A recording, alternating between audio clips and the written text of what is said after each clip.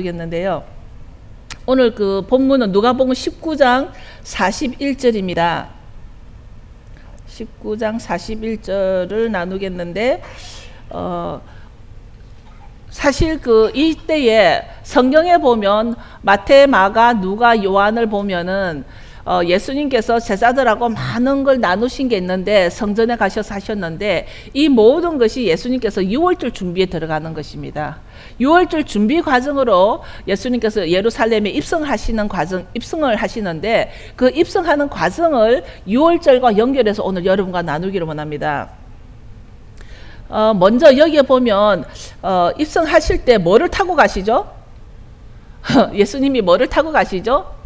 나귀 새끼를 타고 가십니다. 근데 나귀 새끼가 그 예수님 것도 아니잖아요. 임자가 있는 나귀 새끼인데 예수님이 그 나귀 새끼를 가지고 오라. 임자가 누구 건지 상관이 없고 먼저 이제 뭐 주가 쓰시겠다 하고서 풀어오라 그래가지고 풀어 매여 있는 것을 풀어옵니다. 저는 이 본문을 읽으면서 자동차 도난사고 리포트 들어오겠다 생각을 했습니다. 지금 완전 주인으로 봐서는 자동차 도난사고가 일어난 것이죠. 그래서 보험 처리를 해줘야 될 것 같은 상황이 생긴 것입니다, 지금.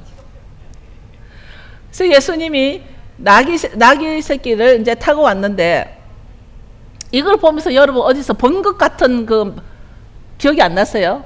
어디선가 본 듯한 말씀 같지 않으세요? 예수님이 자기 것도 아닌 어디 매여 있는 사람이 한 번도 타보지 않는 나귀 새끼를 풀어와라. 그래서 그것을 타고 예루살렘을 입성하는데 이 본문 말씀이 어디서 본 것 같으냐면 여러분 창세기에 기억 안 나십니까? 창세기에 보면은 아브라함이 이삭을 데리고 가서 이삭을 죽이려고 할 때 멈춰라 하고서 뭐가 있었습니까? 숯불에 걸린 그 풀에 걸려 있는 그 숫양을 보게 됩니다. 뿔이 걸려서 그것도 그 양의 주인이 누군지는 모르지만 아브라함은 이삭 대신에 그 양을 잡아다가 번제를 드리게 됩니다. 저는 그것을 기억하게 되면서 이삭 대신에 걸려있는 그 양을 잡아서 번제를 드리고 지금 예수님도 이 나귀를 타고 예루살렘 입성은 바로 이미 자기가 번제물이 될 거라는 걸 아시고 입성하시는 것입니다.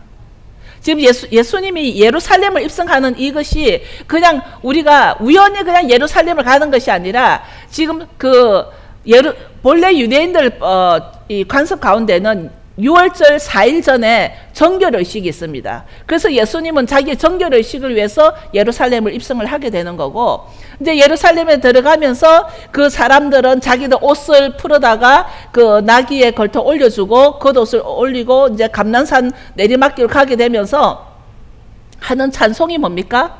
바루카바 베셈 아도나이, 바루카바 베셈 아도나이, 찬송하리로다 주의 이름으로 오시는 왕이여. 이 사람들이 지금 이제 제자들이 예수님이 예루살렘 입성할 때 이렇게 왕으로 인정을 했습니다. 그렇게 해서 들어가는데 이때부터 예수님이 이제 예루살렘에 들어가서 첫 번째 한 것이 예루살렘 성을 보시고 우셨어요. He wept. 성경에서 가장 짧은 문장이 바로 이 문장이라고 합니다. He wept. 두 단어가 한 문장을 이룹니다. 예수님께서 우셨다. 가까이 오사 성을 보시고 우시며 42절에 이르시되 너도 오늘 평화에 관한 일을 알았더라면 좋을 뻔하였거니와 지금 너 눈에 숨겼도다. 뭐냐면 오늘 평화에 관한 일을 알았더라면 좋았을걸. 예수님이 예루살렘 성을 보고 너가 평화에 관한 것을 정말 알았더라면 오늘 지금 이 평화가 누가 가장 먼저 평화를 들고 나오죠? 지금 캐톨릭에서 가장 평화를 많이 들고 나옵니다. 캐톨릭에서 사랑과 평화를 가지고 지금 그 종교 통합을 가지고 나옵니다. 지금 예수님이 예루살렘 성을 보시고 우시면서 그 예루살렘 성을 보고 너가 평화에 대해서 평화에 관한 일을 알았더라면 좋았을걸. 정말 진정한 평화가 무엇인지 알았더라면 좋았을걸. 그러나 지금은 너 눈에 숨겨졌다. 지금 하나님이 지금은 너 눈에 숨겨져 있기 때문에 모른다라는 것입니다. 지금은 너 눈에 숨기웠도다. 우리도 이 순간 우리가 지금 얼마나 내 눈에 숨겨져 있는지 모릅니다. 너무나 많은 사람들이 지금 사랑은 굉장히 좋은 단어죠. 평화도 좋은 단어죠. 이렇게 사랑이라는 좋은 단어와 평화라는 좋은 단어를 가지고 내 눈에 숨겨졌기 때문에 이거 뒤에 숨어져 있는 그 미혹을 모른다라는 것입니다. 평화 뒤에 숨어져 있는 미혹을 모르고 지금 이 조금 있으면 70년 뒤면은 이 예루살렘 성이 돌 위에 돌 하나 남지 않고 무너질 것을 예수님께서 아시고 예루살렘 성을 보고 오셨지만 그 속에 있는 사람들은 지금도 평화로다 하고 평화롭게 지내는 상황이 마치 오늘 우리가 지금 세상은 어떻게 돌아가고 하나님의 계획은 어떻게 돌아가는지 모른 채 평화다 하고 우리가 지금 바쁘게 돌아다니는 우리의 모습과 너무나 비슷하다는 것입니다.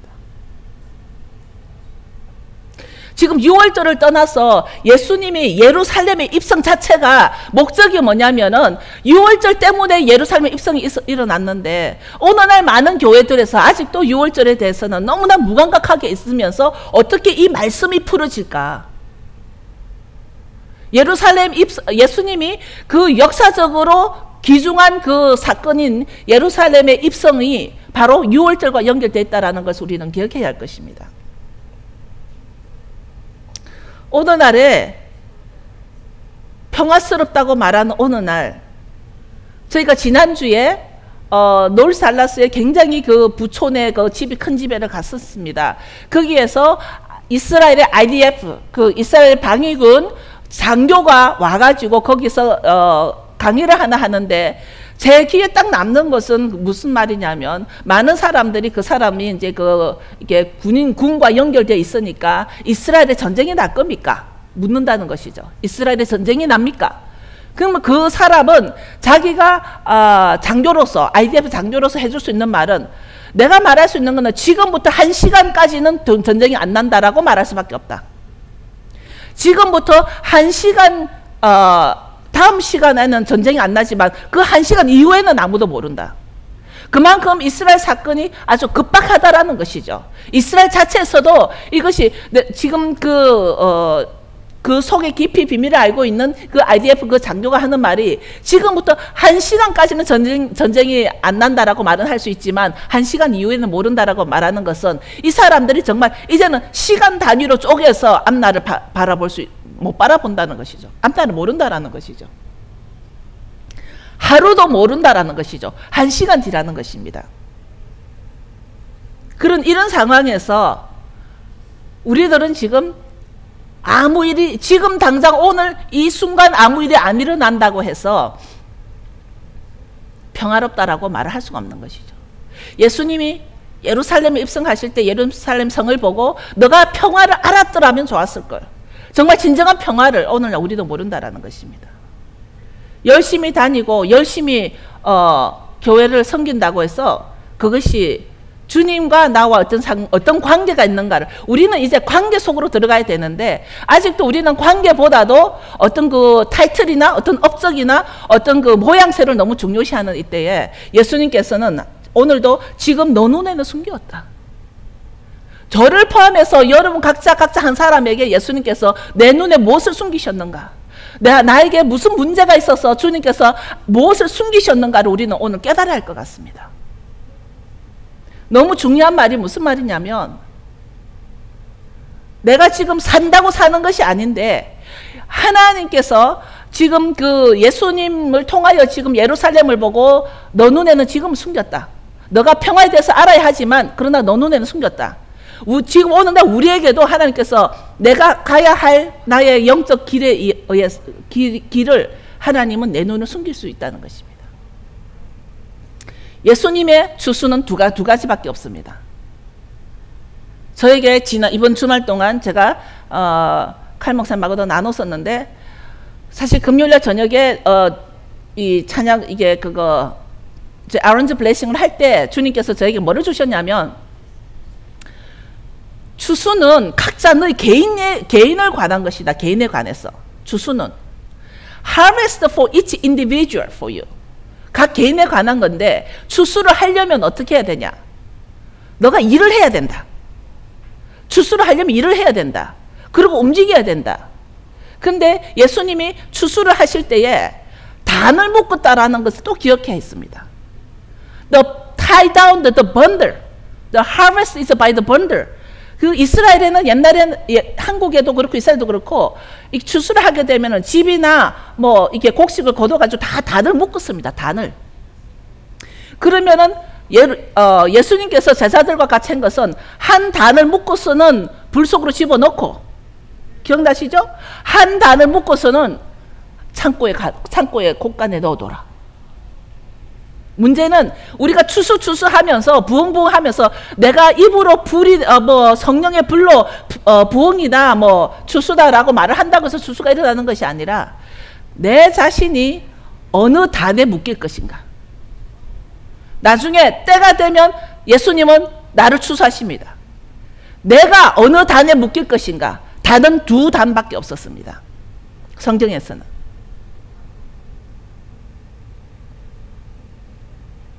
너무 긴박한 이 상황에서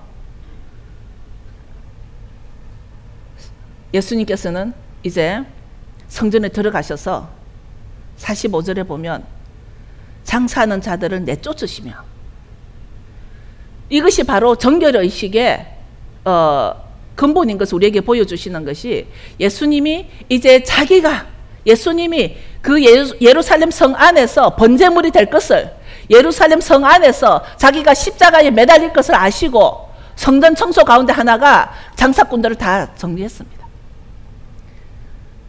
예수님께서 장사하는 자들을 다 내쫓으시고, 그래서 주님이 번제로 단 한 번의 제사를 드려질 것을 아시고 성전을 청소하시는 것입니다. 그런데 예루살렘 성을 보시고 예수님이 오셨는데 오늘 나의 성전을 보시고 예수님 안 오실까? 우리 보고 You are the temple이라 했지 않습니까? Your body is temple이라 했지 않습니까? 우리 보고 우리가 성전이라 했지 않습니까? Right? 우리가 성전이라 그랬는데 예수님이 우리 각자 성전을 보시고는 웃으실까 우실까? 우리는 정말 깨어나서 내가 성전이라 그랬는데 성전인 내 성품이나 내 속에 성령 충만해야 되는데 뭘로 내가 충만해져 있는지, 아직도 야망으로, 혈기로 뭘로 충만해져 있는지. 예수님이 예루살렘 성을 올라가시면서 예루살렘 성을 보고 오셨는데 이제 오셔서 초림 때 정말 제가 울고 싶은 마음만큼 예수님이 내 속에 내 성전을 보시고는 얼마나 오실까? 지금 이때가 예수님께서 그랬지 않았습니까? 우는 자는 나중에 웃을 것이고 웃는 자는 나중에 울 것이다. 정말 우리 성전을 보시고 예수님께서 어떻게 하실까? 우리는 우리를 점검해야 할 것 같습니다. 그 다음에 그 다음에 보면은 이제 20장으로 들어가면 이 예루살렘에 들어갔더니 종교 지도자들이, 오늘날 말하면 신학자들 되겠죠. 아주 훌륭한 목사님들 되겠죠. 종교 지도자들, 바리새인들, 헤롯 당들, 사두개인들, 그 다음에 많은 그 파들의 리더들이 예수님의 권위를 시험합니다. 예수님의 그 권위에 도전하는 종교자들이 예수님의 권위에 도전하면서 막 질문을 합니다. 여기에서 기독교의 우월성을 잠시만 제가 다루기로 원하는데, 사실은 몇 주 전부터 저 마음에 자꾸 주시는 게 있었습니다. 제가 우연히 유튜브를 보다가 한국의 지하철 맞죠? 지하철에 앉아있는 스님, 지하철에 어떤 정말 깨끗하고 젊은 스님이 앉아 있었어요. 근데 그 스님 앞에 어떤 여자가, 내 나이 또래 되는 여자가 그 앞에 서서 그 스님을 아주 그 눈에 혈기 충만으로 그 중을 보고 지옥 간다고, 예수 믿고 천국 가라고 막 고함을 지르니까 이 스님은 당신이나 가라고, 오히려 그 스님이 너무나 자비로웠습니다. 저는 그 모습을 보고서 저것은 잘못된 거다. 그 지하철 안에 사람들이 많이 있는데 그 여자를 보고 누가 교회를 올까? 저는 오히려 마음이 아팠습니다. 우리 머릿속에 잘못 들어가 있는 기독교의 우월성. 기독교의 우월성 때문에 무슨 일이 일어났냐면 독일에 600만의 유대인 학살이 일어났습니다. 독일에서 600만의 유대인 학살이 일어날 때 독일의 크리스찬들은 침묵했습니다. 침묵으로 동조했습니다. 그것이 기독교의 우월성이 저지른 범죄입니다. 그러면 1000년 전에 십자군 전쟁이 일어났을 때 기독교는 침묵했습니다. 예배를 드리고 있는 시나고그 그 안에 예배를 드리고 있는 사람들을 살아있는 채로 불을 태워서 밖에서 불을 질러서 다 죽여버린 그런 험악한 사건들 배후에는 기독교인의 우월성 때문입니다. 제가 기독교인의 우월성이라는 말은 내가 기독교인이기 때문에 좀 존중한 표현입니다. 기독교인들이 내가 지금도 그거 말고라도 언제 한번 한국 TV 방송국에서 한국의 기독교인들이 명동에서 장사를 하고 있는 사람들에게 아주 이 스피커를 등에 달고 뭐죠? 불신지옥 예수 천당 그렇게 괌을 지르고 다니면서 장사를 방해를 한다는 것입니다. 장사를. 그게 기독교가 해야 될 전도 방법일까? 그러니까 지금 그 시대에 예수님께서 지금 들어갔는데 예루살렘 성을 들어갔는데 예수님의 권위를 지금 시험하고 있는 그 종교 지도자들의 모습은 어느 날 우리들과 같다라는 것이죠. 우리는 왜 뭐 툭하면 아우 바리새인 같은 사람이라고. 우리 모두가 바리새인입니다. 우리 모두가 유대인을 죽였고 우리 모두가 기독교인의 잘못된 우월성 때문에 하나가 되지 못한 일을 하고 있는 것입니다. 원유맨이 되지 못한 일을 하고 있는 것이죠. 이제 예수님은 그 모든 시험에 답을 하심으로써 자신이 메시아이신 것을 인정하고 20장 40절을 보면 20장 40절을 보면 그들은 아무것도 감히 더 물을 수 없습니다라. 이제는 자기들이 헤롯 땅이든 사두개인이든 바리새인이든 이제는 더 이상 예수님에게 더 이상 물을 수가 없었다라는 것입니다. 이제 통과된 것이죠. 그런데 이제 40장 그렇게 했지만 이제는 41절부터 예수님께서 마지막으로 이제 가르침에 들어가시면서 헌금에 대해서 종말에 대해서 세계명에 대해서 설교를 하시는 것입니다. 예수님께서 이 헌금에 대해서는 그 유명한 과부의 두 달란트를 설명하시고 종말에 대해서는 마지막 때 일어나는 모든 일을 이런 말씀들을 그 배경에는 예수님이 유월절을 지키러 들어가가지고 4일간의 정결 기간 동안 나누신 말씀이 마태, 마가, 누가, 요한에 다 나온 것이라는 것이죠. 그 배경에서. 그래서 그 성전에서 랍비들과 많은 말을 주고받으면서 이렇게 하라, 종말은 뭐 산에 올라가지 마라, 둘이 있다가 밭에 둘이 있다가 한 사람 드림을 받을 것이고 한 사람 나무를 받을 것이고 이것 또한 숫자적으로 다 계산이 나오더라고요. 랍비들이 계산할 때는. 이제 4일간이 흘렀고 6월절이 됐습니다. 그때에 요세푸스 기록에 보면 그 당시에 지금이 말고 그 당시에 예루살렘에서 몇 마리의 양이 죽었는지 아십니까? 양이? 예수님 계실 때 그때 양이 25만 6천 마리 25만 6천 마리의 양이 죽었다 그럽니다. 하루에 한 번에 25만 6천 마리의 양이 죽었는데 이 양 한 마리에 몇 명이 먹냐면 10명에서 20명이 양을 한 마리를 다 먹게 된다는 것이죠. 왜냐하면 양은 그날 저녁에 다 먹어야 되니까. 양을 남겨두면 안 되거든요. 양은 그날 저녁에 다 먹어야 되니까 10명에서 20명의 사람들이 한 마리를 먹는다라는 계산을 했을 때 그러면은 그때의 예루살렘에 유월절을 지내기 위해서 몇 명이 모였다는 계산입니까? 25만 6천 마리였더라면 10명만 계산해도 256만이라는 것입니다. 그죠? 256만 명이 유월절을 지내기 위해서 지금 예루살렘에 모여 있는 것입니다. 우리 지금 잠시 생각해 봅시다. 예수님이 계셨고 예수님의 제자들이 계셨고 거기 사도들도 있었고 선지자들도 있었고 다 있었던 그 예루살렘 동네에 유월절을 지내기 위해서 양이 실질적으로 역사적으로 확증된 자료가 256만 명이 유월절을 지냈다고 했는데, 언제부터 교회에서 예수님을 믿고 따르는 우리들이 언제부터 교회에서 그 사건이 없어졌나요? 교회에서? 우리가 이거 생각해 봐야 될 문제 아닌가요? 역사적으로 프루브가 되고 역사적으로 증거가 되는 유월절을 예수님께서도 지내셨다는 양의 이런 그 어느 날 우리가 땡스기빙 때 뭐죠? 그거 칠면조 터키를 얼마나 많이 잡습니까?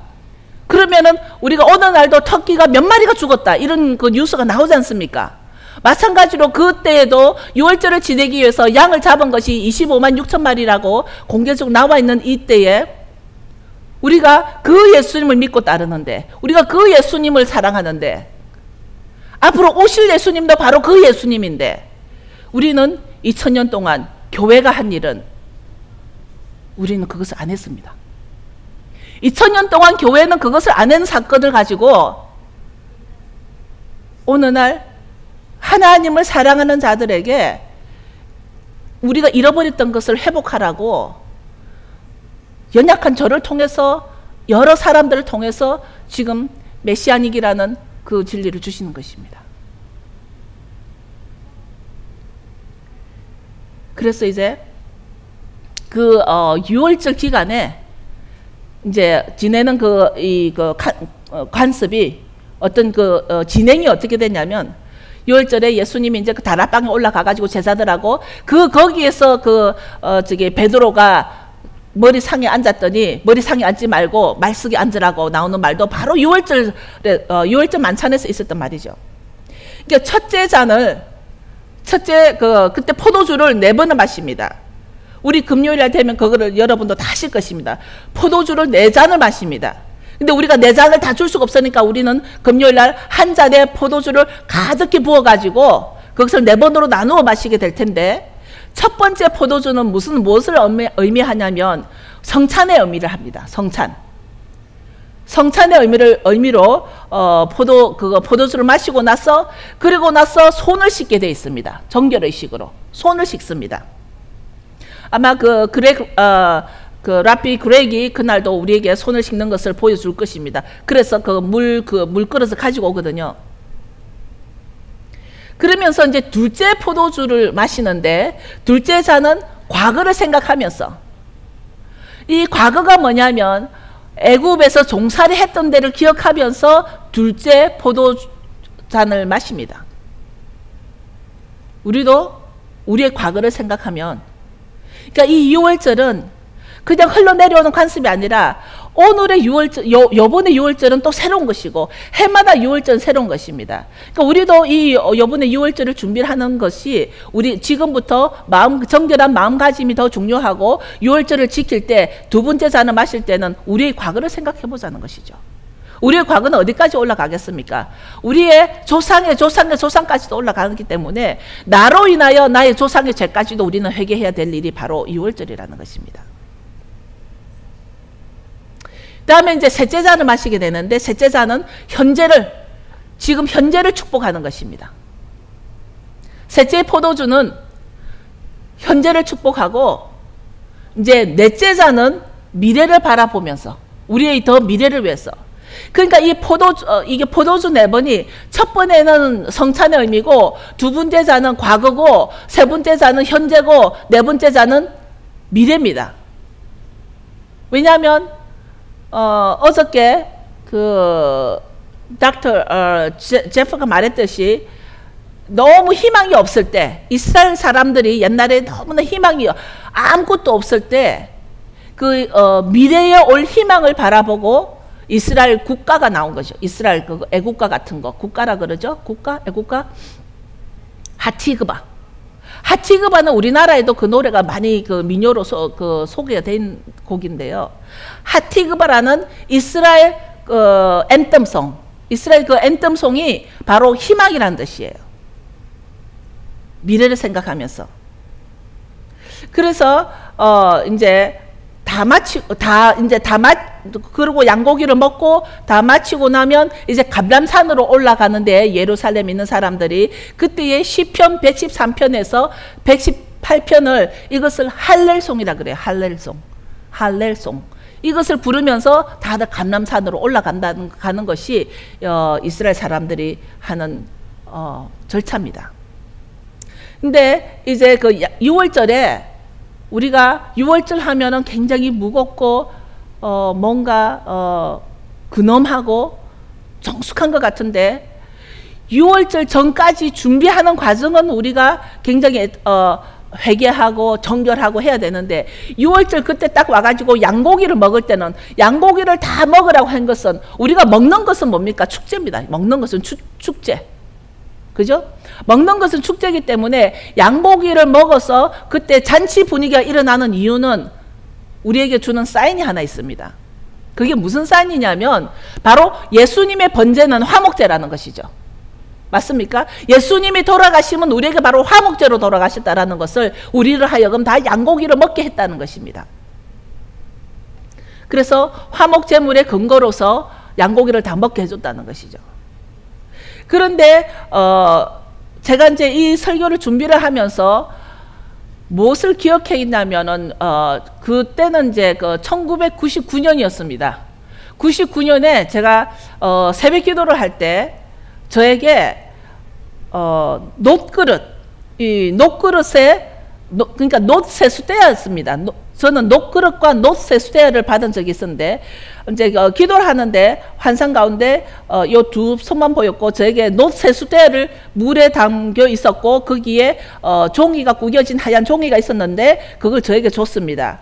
환상 가운데. 그런데 그 놋세수대를 내가 받았는데, 그것을 어떤 손이, 요만한 손이 그 물을 적더니 그 세수대를 받아서 물을 확 버려버렸습니다. 우리가 어렸을 때 앞마당에 세수하고 나서 물을 확 버리듯이 물을 버렸습니다.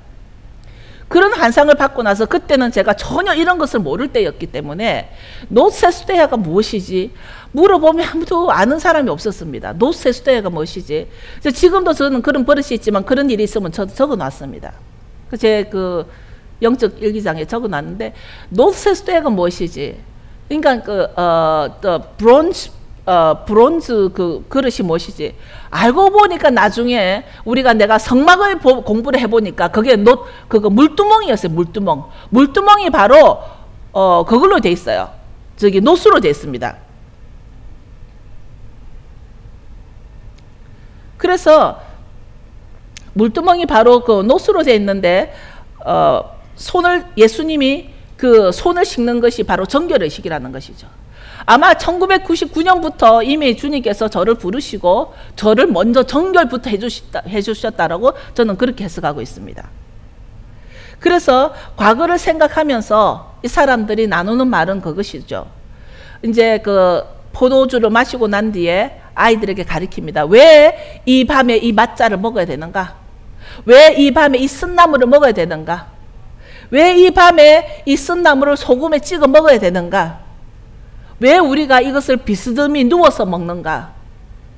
우리가 최후의 만찬 때 요한이 예수님 품에 비스듬히 누워서 먹었다라는 것을 가지고 우리는 요한과 예수님의 어떤 친한 관계로 말하는데 아닙니다.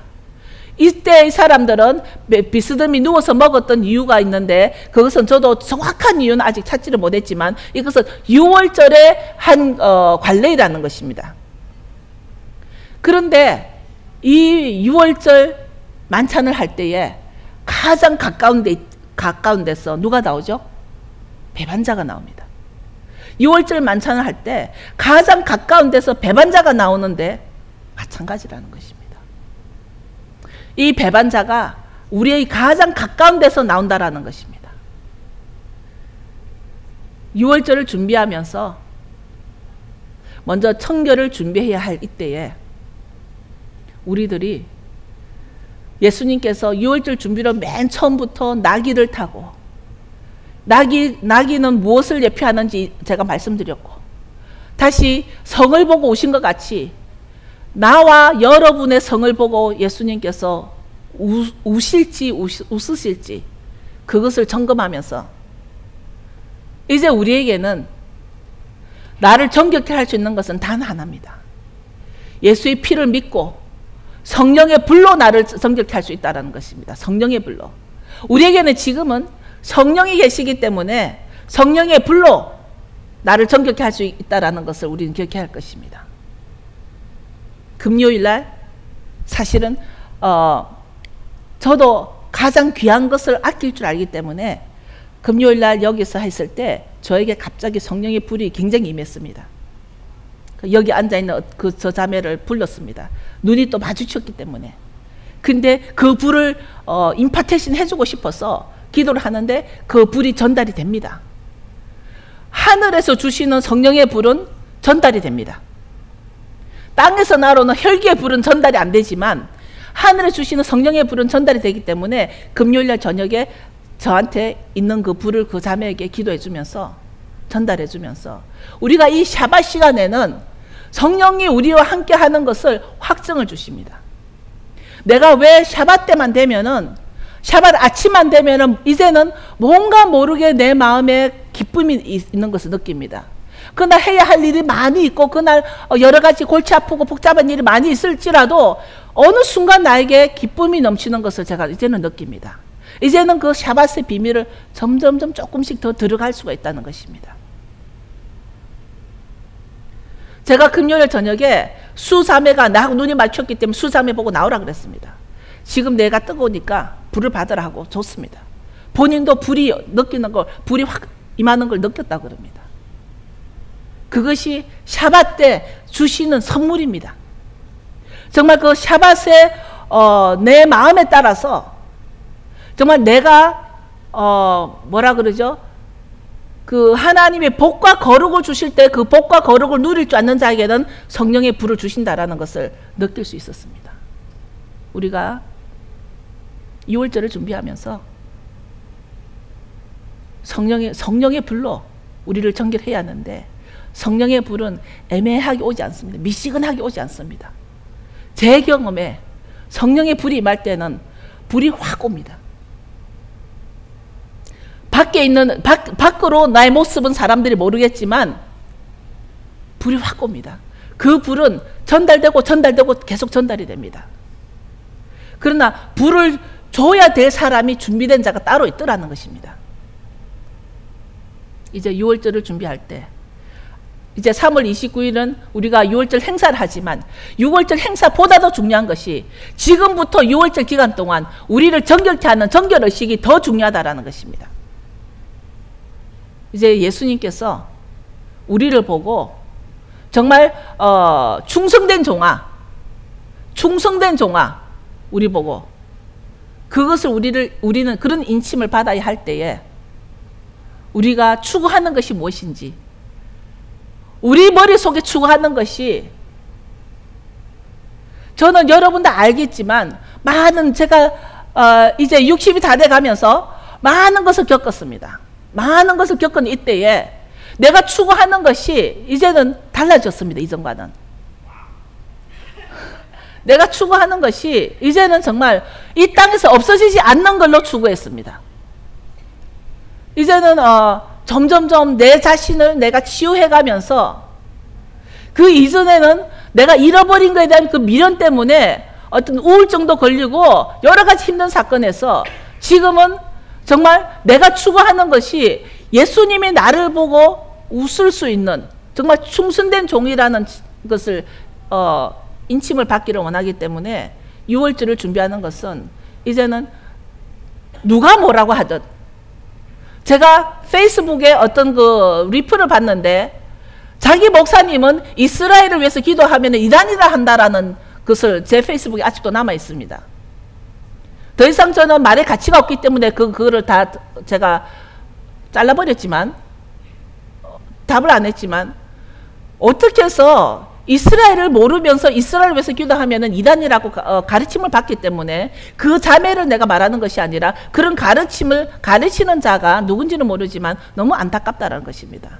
6월절도 마찬가지입니다.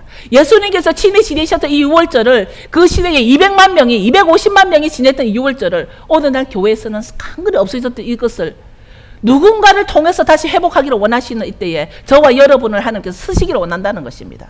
저와 여러분을 통해서 다시 예수님이 하셨던 것을, 잃어버렸던 것을 회복하기를 원하시는 이때에 저가 여기 있습니다. 쓰시옵소서. 우리로 내어드리는 시간을 갖겠습니다. 다 일어서십시오. 정말 우리를 내어드리는 시간을 갖기를 원합니다.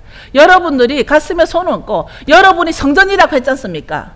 성경은 진리라고 했지 않습니까? 이 진리의 성경이 나를 성전이라 했는데, 예루살렘을 입성하실 때 오신 예수님께서 내 성전을 보고 뭐라고 하시겠습니까? 사람이 볼 때 부족하더라도 예수님이 보실 때는 웃을 수 있는 성전이 되기를 원합니다. 사람이 바라볼 때는 내가 너무나 가치 없고 아무것도 아니다 할지라도 예수님이 나를 바라볼 때는 정말 웃을 수 있는 나의 성전이 되기를 원합니다. 우리 성전을